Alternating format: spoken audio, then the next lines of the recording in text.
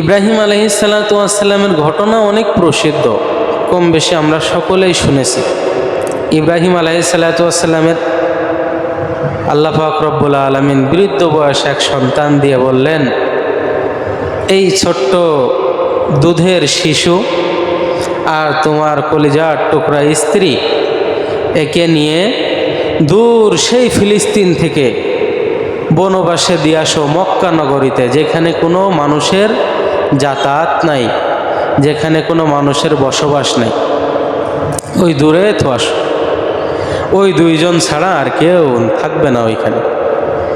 এই হলো আল্লাহর পক্ষ থেকে নির্দেশ। কিন্তু ইব্রাহিম আলাইহিসসালাম তো আল্লাহর খলিল, তিনি তো আল্লাহর বন্ধু। তিনি কি কখনো আল্লাহর প্রতি ভালোবাসা প্রকাশ করতে কৃপণতা করবেন? না, করেন নাই। আল্লাহ বলছেন, কোনো কথাও বলেন নাই। একেবারে সেই স্ত্রী আর বাচ্চাদেরকে নিয়ে সেই বনবাসে মরুর বুকে রেখে আসলো মক্কা নগরী। ওইখানে দীর্ঘদিন থাকছে। যখন ৪-৫ বছর বয়স হয়েছে শিশু ইসমাইলের, তখন আল্লাহর পক্ষ থেকে ইন্নী আরা ফিল মানাম আন্নী আযবাহুক মাযা তারা, তিনি আসলেন, এসে সন্তানকে বলতেছেন স্ত্রীকে, আমি তাকে ঘুরতে নিয়ে যাব, তুমি একটু আমার বাচ্চাকে সাজাই দাও। ইব্রাহিম আলাইহিসসালাম বাচ্চাকে নিয়ে সাজগোজ করে বাচ্চাকে নিয়ে বাড়ি থেকে বের হয়েছেন। যাওয়ার সময় বলতেছেন, ইয়া আবাতি ইফআল, ও আমার সন্তান, ইন্নী আরা ফিল মানাম আন্নী আযবাহুক, ও আমার কলিজার টুকরা নয়নের পুটুলি সন্তান, আমি আল্লাহর পক্ষ থেকে স্বপ্ন দেখেছি, আমি স্বপ্নে আদেশিত হয়েছি, আমি তোমাকে জবাহ করতেছি। বাবাও নবী, সন্তানও নবী। বাবার এই প্রশ্নের উত্তরে সন্তান কোনো কথা বলেন নাই। বলতে পারতেন, বাবা আপনি সেই জন্মের পরে আমাদেরকে মরুর বুকে রেখে গিয়েছেন, কোনো কথা বলেন নাই আমাদের সাথে, আমাদের কোনো খোঁজ খবর নেন নাই। ও বাবা, এতদিন পরে আপনি আসলেন, এসে আপনি আমাদের প্রতি কি দায়িত্বই পালন করলেন। ও বাবা, আমার মা আপনাকে কত মহাব্বত করত, আমি তা নিজে চোখে দেখেছি। অর্থাৎ ইব্রাহিম আলাইহিসসালামের একটা জামা বিবি হাজরার ঘরের মধ্যে টানানো ছিল। বিবি হাজরা মাঝে মধ্যে ওই জামার কাছে যে তার ভালোবাসা প্রকাশ করত, ওই জামাকে তিনি চুম্বন করতেন, ওই জামাকে তিনি আলিঙ্গন করতেন। শিশু ইসমাইল দীর্ঘদিন পর্যন্ত মায়ের এই প্রকাশ, মায়ের এই ভালোবাসার বহির প্রকাশ জামার সাথে দেখেছে, তার পাঞ্জাবির সাথে দেখেছে। হঠাৎ করে শিশু ইসমাইল ৪-৫ বছর পরে একদিন দেখে তার ঘরে একজন এসে ডাক দিতেছেন, বাড়িতে কেউ আসনি? বাবা ইসমাইল বাড়িতে আসনি? ডাক দিছে এক বৃদ্ধ লোক, বাইরে দাঁড়ায় ডাক দিতেছে, বাড়িতে কেউ আসনি? দরজা খুলে বাড়ির দিকে দরজার সামনে তাকায় দেখে ঠিক যেমন একটা জামা তার ঘরে ঝুলানো আছে, ঠিক ওই রকম একটা জামা পরিধান করা এক বৃদ্ধ লোক তার বাড়ির উঠানে দাঁড়ায় আছে, বাড়ির দরজার সামনে দাঁড়ায় আছে। শিশু ইসমাইলের বুঝতে জানতে দেরি হয় নাই, ইনি হলো আমার বাবা। কারণ যে বাবাকে আমি ছোটবেলায় দেখেছি কিন্তু মনে নাই, এই বাবাকে দেখলাম, এই বাবার গায়ে যেমন জামা দেখা যায় ঠিক এমন জামা আমার ঘরের মধ্যে আছে, আর ওই রকম জামা পরিধান করে এক ব্যক্তি বাইরে দাঁড়ায় আছে। ডাক দিয়ে বলতেছে, বাবা তুমি আসছো নি? এতদিন পরে আসলা বাবা। ডোলায় ধরছে, যে সাথে সাথে জড়াই ধরছে, স্ত্রীর সাথে কথা বলছে, কথা বলে বাবা বলতেছে, আমার সন্তানকে সাজায় দাও, আমি তাকে ঘুরতে নিয়ে যাব। এরপরে স্ত্রী সন্তান থেকে আলাদা করে নিয়ে কিছু দূর যাওয়ার, মিনার প্রান্তরে যাওয়ার পরে ইসমাইল আলাইহিসসালামকে ইব্রাহিম আলাইহিসসালাম ডাক দিয়ে বলতেছেন, ফালাম্মা বালাগা মা'হুস সা'য়া ক্বালা ইয়া বুনাইয়া ইন্নী আরা ফিল মানাম আন্নী আযবাহুক। ও কলিজার টুকরা সন্তান, আমি স্বপ্নে আদিষ্টিত হয়েছি, আমি তোমাকে জবে করতেছি গো সন্তান। এ ব্যাপারে তোমার মতামত কি বলো? ইসমাইল আলা নবীনা আলাইহিস সালাতু ওয়াস সালাম বলতে পারতেন, বাবা কি দায়িত্ব পালন করছো আমাদের প্রতি, আবার এখন এসে আমাদের প্রতি দাবি জানাইতেছো আমাদেরকে জবে করবা, এটা স্বপ্ন দেখতেছো? কি দায়িত্ব পালন করছো বাবা? সেই ছোট্টবেলায় মরুভূকে রেখে গেছো, এখন কোনো দায়িত্ব পালন করা ছাড়া আবার এসে জবাব করতে চাইতেছো, তুমি কেমন বাবা?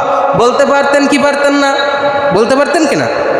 আমি আপনি হলে হয়তো বা এমন কিছুই বলতাম, বলা সহজ ছিল কিনা? কিন্তু ইসমাইল আলাইহিসসালাম সে কথা বলেন নাই। ইসমাইল আলাইহিসসালাম ডাক দিয়ে বলতেছেন, ক্বালা ইয়া আবাতি ইফআল মা তু'মার সাতাজিদুনি ইনশাআল্লাহু মিনাস সাবিরিন। ও আমার বাবা, আপনি যে ব্যাপারে আদিষ্টিত হয়েছেন আপনি ওইটা পালন করেন, নিশ্চয় বাবা আমার সাতাজিদুনি ইনশাআল্লাহু মিনাস সাবিরিন। ও বাবা, আপনি আমাকে নিশ্চয় ধৈর্য ধারণকারীদের কাতারে দেখতে পাবেন বাবা। সুবহানাল্লাহ। সন্তান বাবাকে ডাক দিয়ে বলতেছেন, আব্বা আপনি বিচলিত হয়েন না, আপনি আমাকে ধৈর্য ধারণকারীদের কাতারে দেখতে পাবেন। আর আমার জামা খুলে নেন, আপনারও জামা খুলে নেন, আর আমার জামা রক্তমাখা জামা আমার মাকে নিয়ে দেবেন, আমার মা যাতে করে কষ্ট না পায়। আর বলবেন আমার মাকে, সাতাজিদুনি ইনশাআল্লাহু মিনাস সাবিরিন, তার সাথে জান্নাতে ধৈর্য ধারণকারীদের কাতারের মধ্যে আমার সাথে আর আমার মার সাথে দেখা হয়ে যাবে। সুবহানাল্লাহ। আল্লাহ পাক রব্বুল আলামিন ডাক দিয়ে বলেন, ও জিবরিল দৌড় মারো, যাও আমার বন্ধু ইব্রাহিমের সন্তান থেকে আমাকে, তার থেকে সন্তানকে আলাদা করা আমার উদ্দেশ্য নয়। আমার উদ্দেশ্য ছিল তাকে পরীক্ষিত করা, তার আমার প্রতি ভালোবাসা কেমন এ ব্যাপারে পরীক্ষা করা আমার উদ্দেশ্য ছিল। সে পরীক্ষায় গোল্ডেন A+ পেয়ে পাশ করেছে, এতে কোনো সন্দেহ নাই। ও জিবরিল দরবারে যাও, জান্নাত থেকে একটি দুম্বা নিয়ে যাও, আমার বন্ধু ইসমাইলকে সরাও, আর ইব্রাহিমের ছুরির তলে দুম্বা বিছাই দাও। ওই যে জিবরিল ভয় পাইছে, দৌড় দিছে জান্নাত থেকে দুম্বা নিয়ে, একদল ফেরেশতা নিয়ে দৌড় দিছে। জিবরিল মনে করছে হয়তোবা ইসমাইল জবে হয়েই গেল। এই ভয় পেয়ে জিবরিল, আসমান জমিনের সমস্ত ফেরেশতা এ দৃশ্য দেখে কাঁদে। শুধু জিবরিল নয়, আসমানের সমস্ত ফেরেশতারা এ দৃশ্য দেখে কান্নাকাটি শুরু করে দিছে।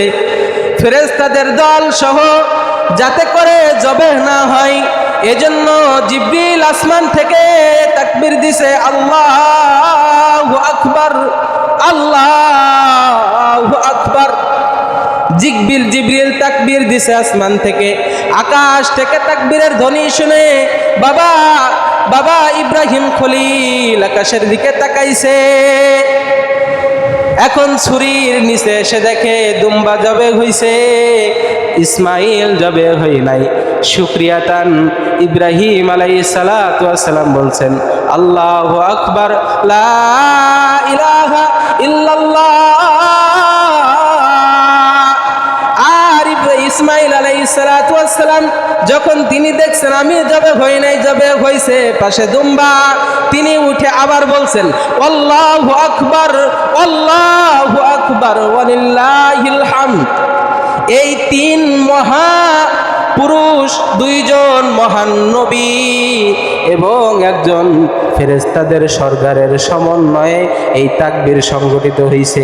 এই দৃশ্য আল্লাহর কাছে এত পছন্দ হয়েছে, কিয়ামত পর্যন্ত ইব্রাহিমের যত সন্তান এই পৃথিবীতে আসবে সমস্ত সন্তানদের জন্য 5 ওয়াক্ত ফরজ নামাজের পরে এই 5 দিন এই তাকবীর বলা ওয়াজিব। সুবহানাল্লাহ, আল্লাহর কাছে কত পছন্দ হয়েছে। আল্লাহু আকবার, আল্লাহু আকবার, লা ইলাহা ইল্লাল্লাহ, আল্লাহু আকবার, আল্লাহু আকবার ওয়ালিল্লাহিল হামদ।